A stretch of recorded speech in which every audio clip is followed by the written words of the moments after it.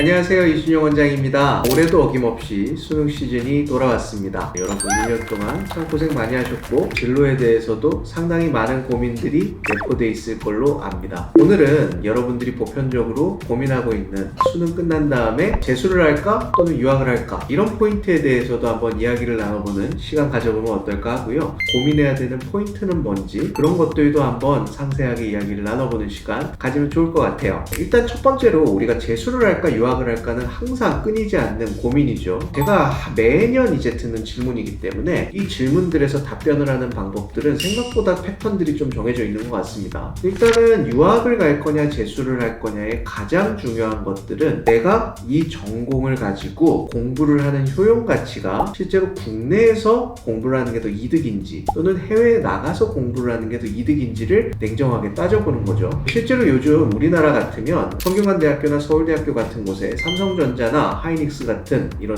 큰 회사들이 후원을 해서 반도체학과 같은 것들을 운영하는 경우가 있습니다. 그러면 실제로 등록금도 거의 들어가지가 않고 4년 동안 공부를 한 걸 통해서 대기업의 취업을 보장하는 경우도 있고요. 실제로 내가 추종하고자 하는 전공 자체가 그런 현업으로 넘어가는 부분들에 관심이 많은 거라면 사실상 유학을 고려하는 게 그렇게 가성비가 좋은 것 같아 보이지는 않습니다. 다만 우리나라에는 잘 없는 영역들, 인터랙티브 미디어나 마케팅 같은 것도 될 수 있고 다양한 기술들이 돼 있는 environmental science 뭐 이런 식으로 우리나라에는 아직 정착이 안 돼 있지만 글로벌한 시장들을 대상으로 해서 활동을 할 수 있는 영역들이 되게 많고 그리고 그 부분들의 교두보를 확보할 수 있는 그런 학교들이나 전공들이 미국에 있는 경우에 이런 선택지들을 고려해 볼 수도 있겠고요. 또 다른 것들은 뭐냐면 실제로 유학과 국내 대학을 진학하는 거에 가장 큰 차이점이라고 제가 보는 것은 점을 찍는 것들에 대해서 차이가 있다는 것이죠. 미국 같으면 대외 활동이나 다양한 수상 실적 같은 것들을 다면적으로 보는 다면 평가를 통해 학생들을 선발하는데 특히 최상위권 대학일수록 본인의 자의적인 동기에 의해서 다양한 프로젝트를 이행해보고 사회의 다양한 관심사들을 구체적인 자신만의 프로젝트로 구현하는 학생들이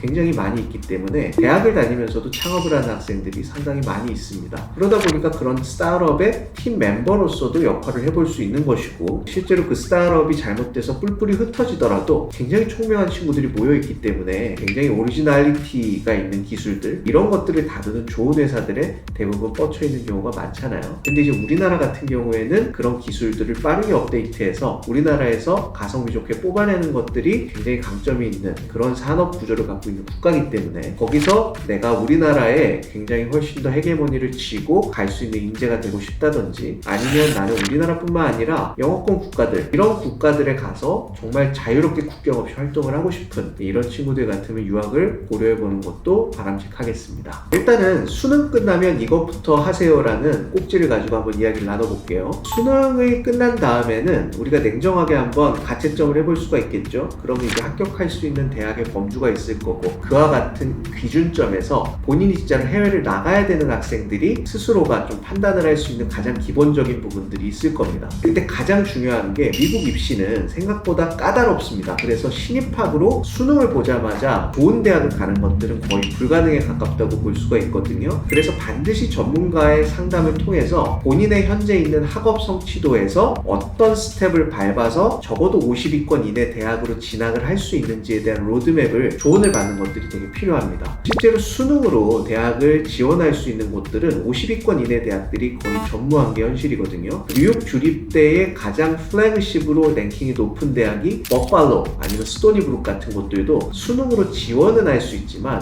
실제로 50위권 바깥에서 머물고 있는 대학이기도 하고 국내 취업 성과나 이런 것들을 따져봤을 때는 무조건 웬만하면 상위권 대학으로 편입을 하려고 애쓰는 경우가 해당 대학 진학 후엔 거의 대부분이기 때문에 제로 베이스인 상태에서 무턱대고 수능 점수를 제출하고 그걸 가지고 그 대학에 들어가는 것들을 고려하는 것들은 생각보다 많은 리스크들을 담보하고 있다는 것입니다. 따라서 현 시점에서 본인이 원하는 전공과 목표 대학이 있다고 가정을 했을 때 1, 2, 3단계로 나눠서 과연 본인이 어떤 순서를 밟아야 시행착오나 시간을 버리는 게 없이 1년 반 또는 1년 이내에 편입까지를 끝낼 수 있는지에 대해서 저희 같은 전문가들과 상의해서 한번 이야기들을 나눠보는 게 매우 중요하겠습니다. 다음 컨텐츠는 군대를 그럼 고려를 해야 되냐 수능을 막 쳤을 때 이런 부분입니다. 제가 좀 분명하게 말씀드릴 수 있는 부분이 있을 것 같은데요. 최근에 좀 병력 자원 획득 구조가 좀 많이 바뀌었어요. 그래서 해서 실제로 1년 6개월 안에 전역을 할 수 있도록 요즘 육군이 복무기간도 단축되고 또 이런 급여나 이런 것들이 굉장히 많이 오른 게 사실입니다. 그러다 보니까 기왕 재수할 거 군대부터 미리 갔다 와서 대학을 가는 게 어떨까 뭐 이런 생각들을 하시는 분들도 되게 많고요. 저는 개인적으로 그와 같은 선택지가 도움이 될 것 같지는 않아요. 이유는 저도 이제 군대를 갔다 왔습니다만 본인의 역량에 따라서 접할 수 있는 기회가 천차만별로 벌어지는 게 사실 군대지 않을까 싶습니다. 그래서 본인이 대학을 지나가지 않은 상태에서도 입영은 가능하지만 사실상 그렇게 좋은 보직을 경험할 수도 없고 1년 6개월을 지워가는 생활을 해야 되는 경우가 대부분이에요.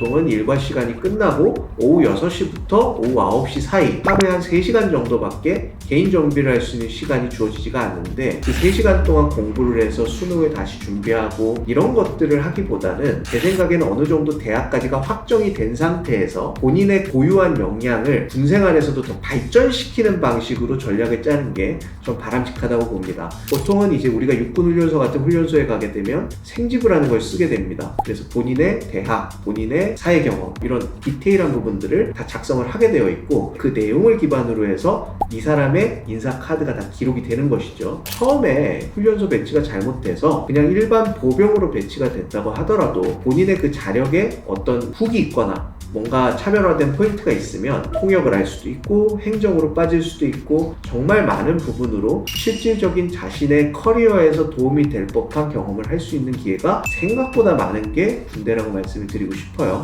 미국 대학 재학 간에 군대를 갔다 왔을 때 그런 실질적인 경험이 있고 또 지휘관 추천서가 있는 경우에 그거를 적극 활용해서 취업에 활용하는 경우도 의외로 많았습니다. 따라서 수능을 준비하는 기간으로 보기보다는 어느 정도 다 완성이 된 상태에서 내가 그 커리어를 발전시키고 실질적인 경험을 쌓는 기회로 삼아서 우리가 입영 시기를 고려해보는 것을 추천드리고 싶습니다. 네, 오늘은 그래서 재수를 할까 유학할까 이 이야기에 대해서 한번 상세하게 이야기 나눠보는 시간이었습니다. 이 논쟁에서 아주 심플하게 우리가 정리할 수가 있겠죠? 바로 취업이 보장되는 학과를 타겟팅해서 해당 대학을 진학하고 학비도 최대한 감면받은 상태에서 취업을 하는 것들을 염두하는 학생들은 아직도 국내 대학이 상당히 좋은 선택지이지만 그 부분이 아닌 상태에서는 요즘 사회의 경쟁도 치열하고 기술이나 환경적인 부분이 변화하고 있기 때문에 유학을 고려해보는 옵션이 생각보다 많은 기회들을 제공해 줄 수는 있다. 이렇게 정리드릴 수 있을 것 같습니다. 네, 오늘도 경청해 주셔서 고맙습니다.